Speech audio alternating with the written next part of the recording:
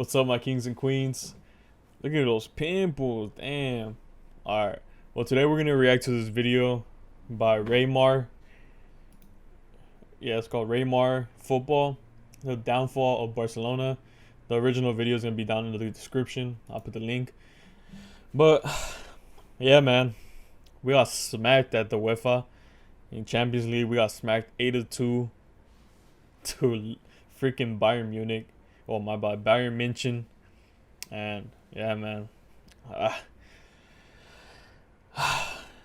Hopefully we see a lot of changes this upcoming years, and because none of these Barca fans are happy with the president. We ain't happy with the performance that's been happening. We ain't happy with anything. So, yeah. And, like, this big discussion of Messi leaving. Like, you know, like, I mean, of course, as a Barca fan, you're going to be sad. You know, you're going to be like, damn, we're losing one of the best players in history. But, you know, I think it's worth it, I think, because like I'm not gonna bandwagon to any team that Messi goes to. I'm not one of those fans. I love Barcelona. I love all the things that they focus on. Like, you know, I've always enjoyed their tiki-taka, their ways of, like, you know, having a good La Masia or whatever, having a good, like, youth academy and all that. That's what I love about them. So I'm always gonna be 100% a Barcelona fan. But right now it is really hard to be a Barcelona fan when we didn't win anything this year. But yeah, so we're gonna watch the video on how the downfall and how it really happened. I mean, probably nothing new I've seen, so let's see. For over a decade, Barcelona used to strike fear into the hearts of teams across Europe. My bad, I had to.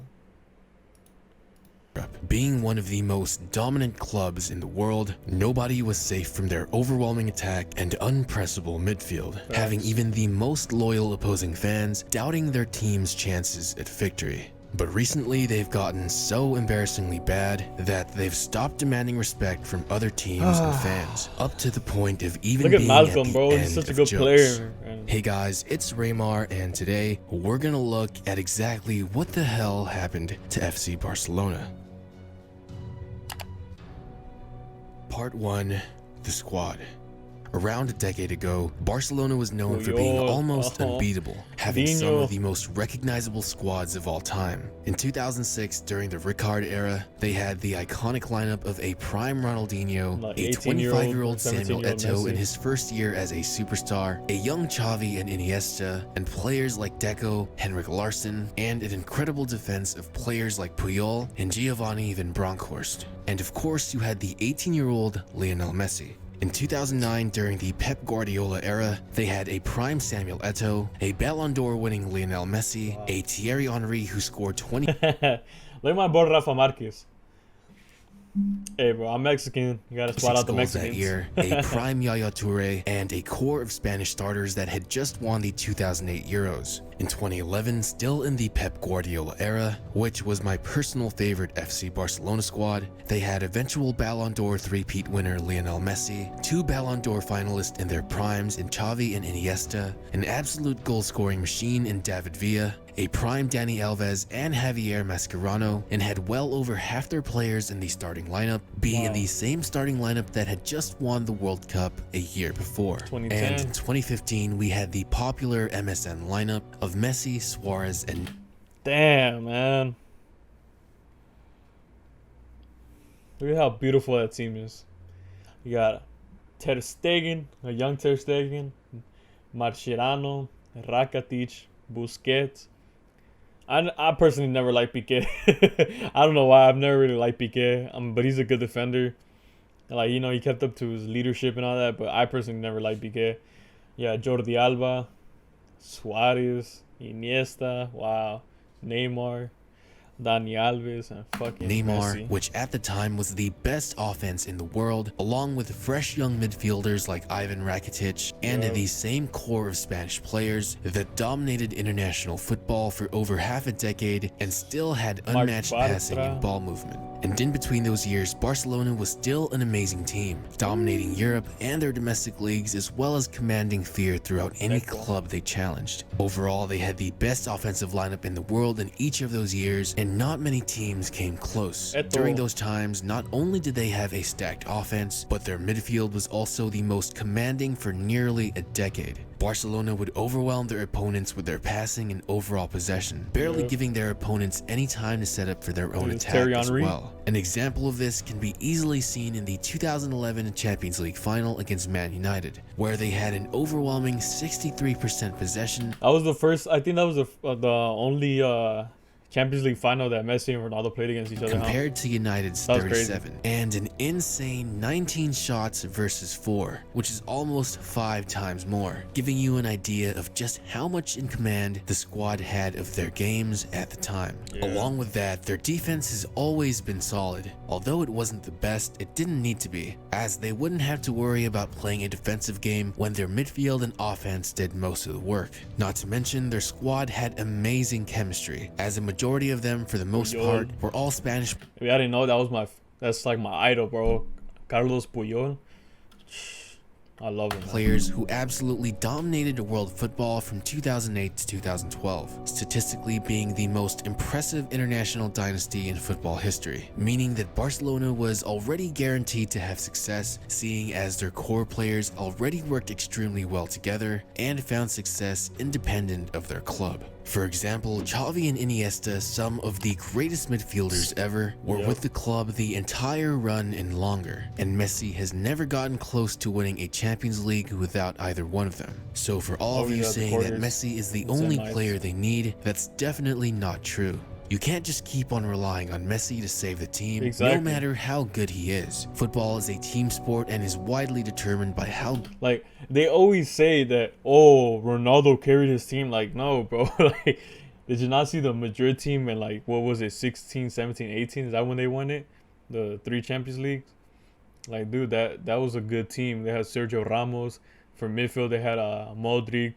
What's his name? Toni Kroos.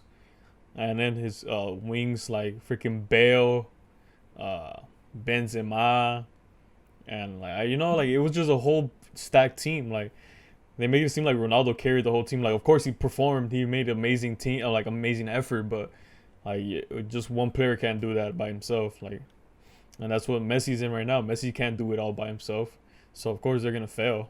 Good the team plays. Chemistry is also one of those immeasurable factors that helped Barcelona do so well back then, as their offense, midfield, and defense consisted mainly of longtime players who knew how to play with each other and knew what each other's playstyles were like. It's the difference from seeing someone make a run and giving them a good pass, or passing a ball to an open space and knowing that someone will be there to get it. Having the confidence that your teammate knows what move you're going to make, and vice versa. And because Barcelona's core had always remained relatively the same throughout the years, they...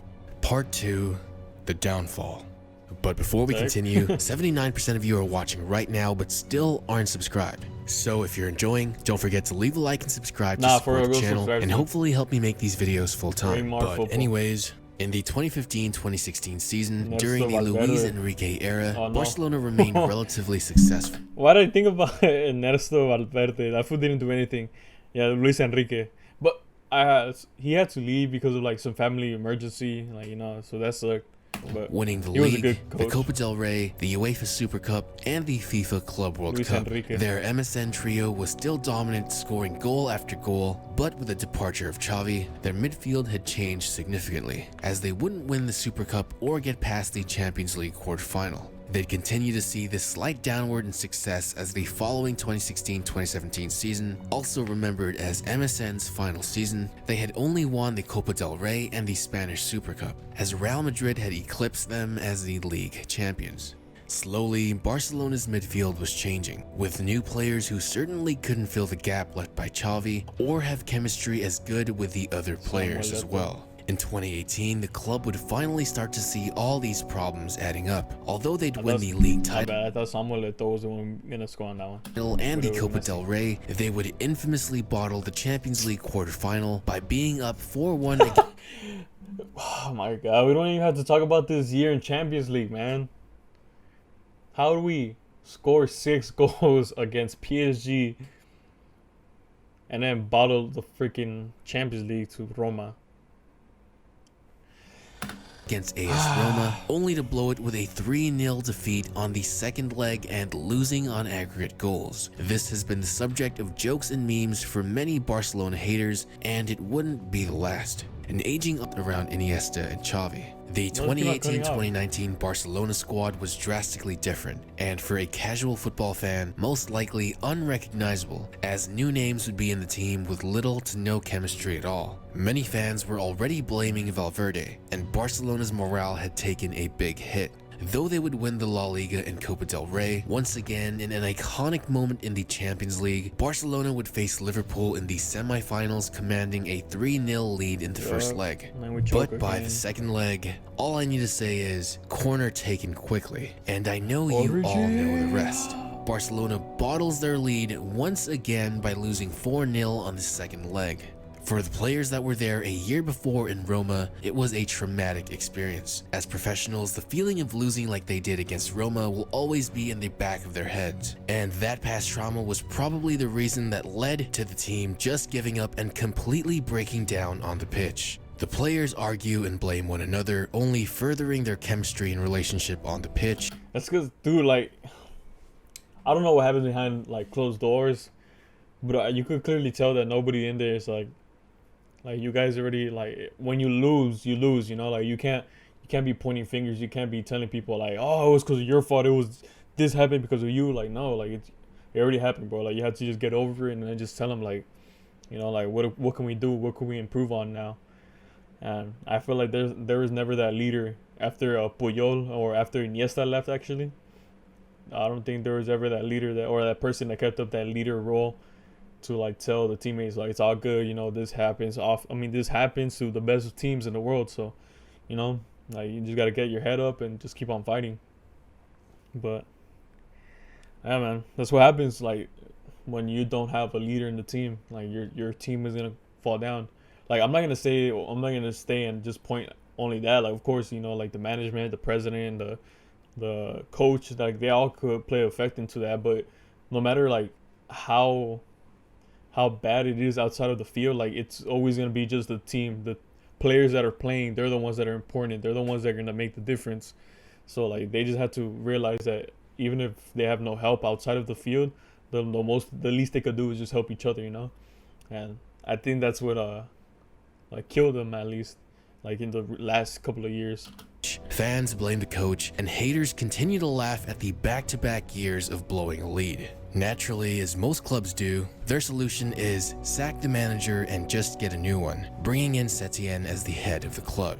In the 2019-2020 season, Barcelona would finally get exposed as all their small problems would begin to surface. Possibly the worst season the club would ever have in recent years, they wouldn't win a single competition, both domestically or internationally. When La Liga resumed once again, Barcelona was close to winning the league title, but would eventually blow it and end up losing the lead to Real Madrid. The tension in the club was high between players, management, and staff. Messi was even seen completely ignoring his coach, showing the distance between the players and the staff. Mix that in with the expectations and trauma of bottling 2 significant leads in the Champions League consecutively, you have a perfect recipe for disaster. And as we all know, Barcelona were absolutely destroyed 8-2 by Bayern Munich in the Champions League, being named as the worst defeat in the club's history, topping the 4-0 loss against Liverpool the year before. What's worse is that they even loaned out Felipe Coutinho, who they had spent hundreds of millions of euros on just to acquire, to Bayern Munich, just for him to add 2 more goals to that already embarrassing defeat. The club is in absolute disarray and has now become a joke in the football community.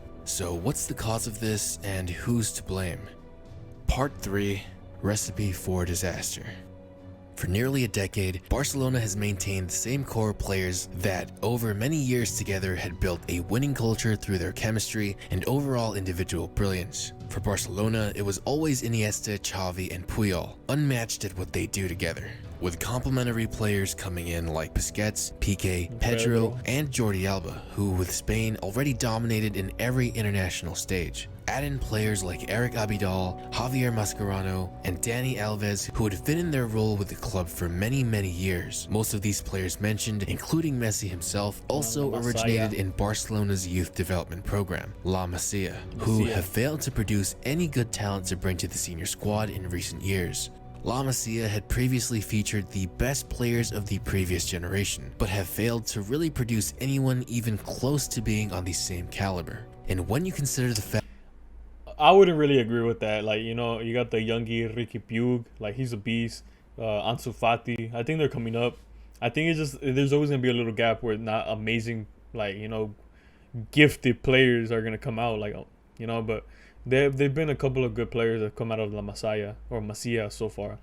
Fact that those core Barcelona players began at a young age, you could see that it wasn't gonna be good for the club's future.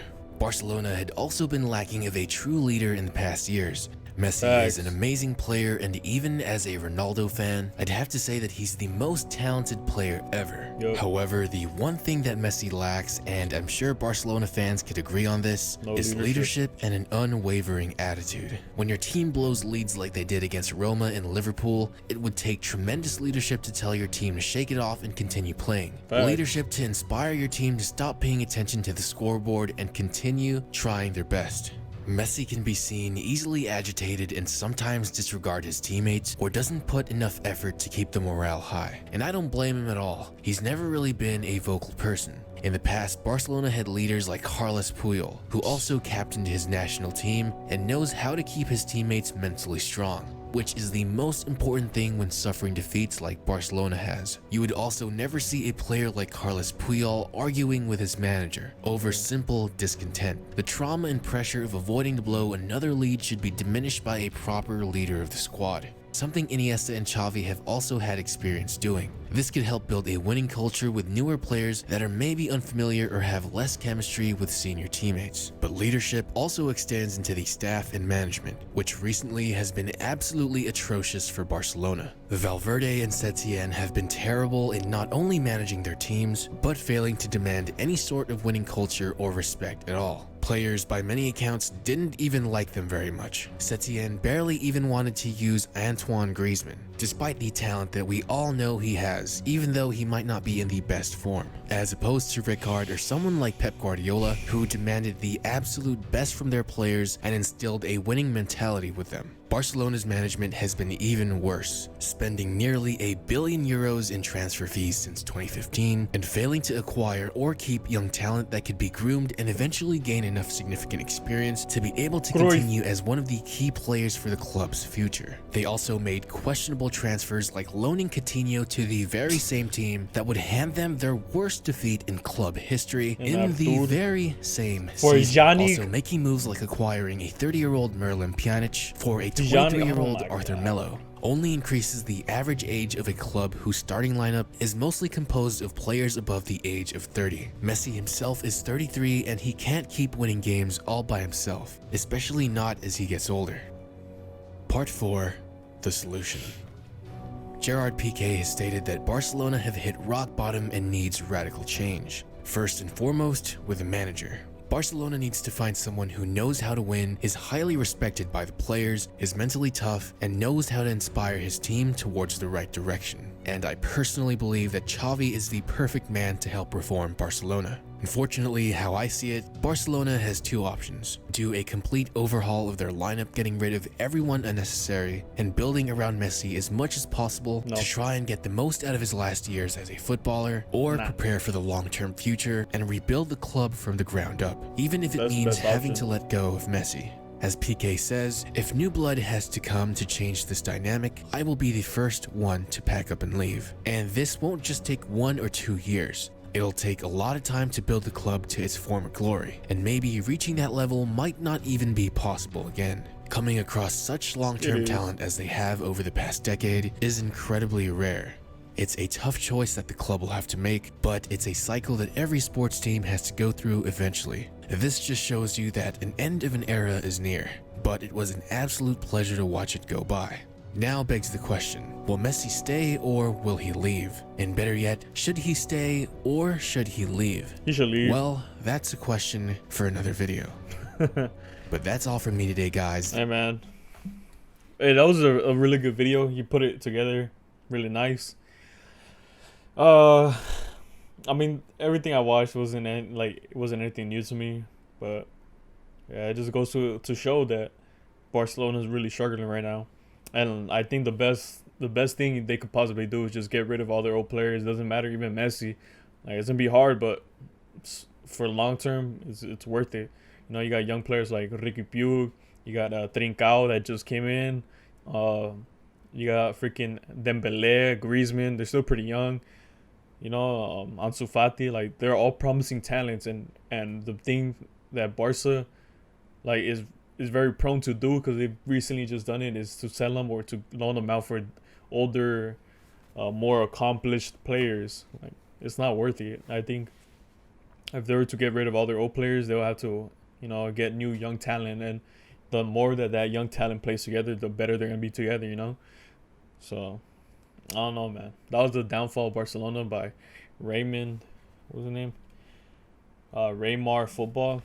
Yeah. Man, this is so sad just watching this, man. I don't want the... I know Barcelona's era is not over yet, but, you know, it's going to be tough these next couple of years. And, you know, all I'm going to hear is from the Real Madrid fans saying, ooh, A2, A2.